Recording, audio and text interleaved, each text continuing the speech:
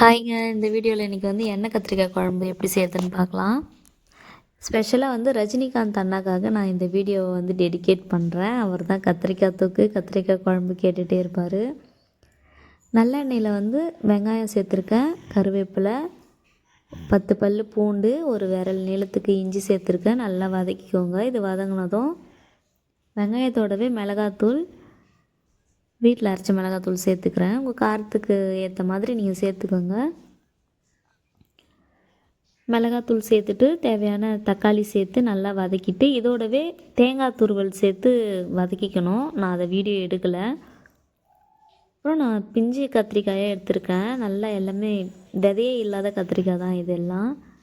காம்பு நான் எடுக்க மாட்டேன். கிராமத்தில் மோஸ்ட்லி எண்ணெய் கத்திரிக்காய் செஞ்சால் காம்பு எடுக்க மாட்டாங்க. நீங்கள் வேணும்னா எடுத்துக்கோங்க, நான் எடுக்கலை.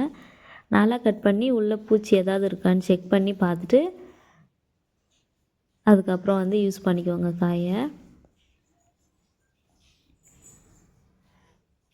எல்லாத்தையும் கட் பண்ணி எடுத்துக்கிட்டு மறுபடியும் வானலில் நல்லெண்ணெய் தான் விட்டுருக்கேன். நல்லெண்ணெய் விட்டு நம்ம கட் பண்ணி வச்சுருந்த கத்திரிக்காயெல்லாம் சேர்த்து மீடியம் ஃப்ளேமில் வச்சு ஃப்ரை பண்ணிக்கலாம். முக்கால் பதத்துக்கு இந்த எண்ணெயிலேயே கத்திரிக்காய் வேகணும்.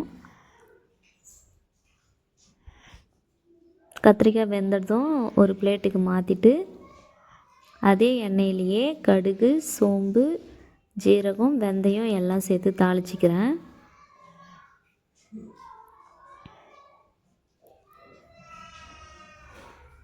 கடுகு எல்லாம் பொரிஞ்சதும் சின்ன வெங்காயம் ஒரு 20 வெங்காயம் சேர்த்துருக்கேன்.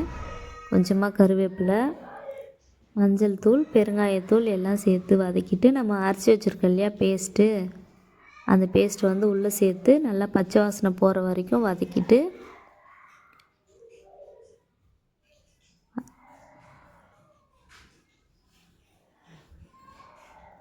தேவையான அளவு புளி கரைச்சி சேர்த்துக்கோங்க. நான் கொஞ்சமாக தான் சேர்த்துருக்கேன். நம்ம அதிகமாக புளி சேர்த்துட்டாலும் அந்த எண்ணெய் கத்திரிக்காய் குழம்போட டேஸ்ட்டே மாறிடும், புளி குழம்பு மாதிரி ஆகிடும். அதால் பார்த்து சேர்த்துக்கோங்க புளி மட்டும்.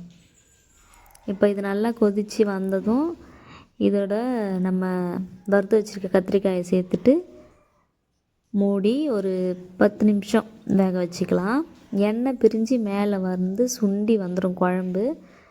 பாருங்கள், ஓப்பன் பண்ணி பார்த்தா எவ்வளோ சூப்பராக இருக்குது. அவ்வளோதான், குழம்பு ரெடி ஆகிடுச்சு. இந்த டைமில் கொத்தமல்லி தழை கொஞ்சம் சேர்த்து கிளறி விட்டுக்கலாம்.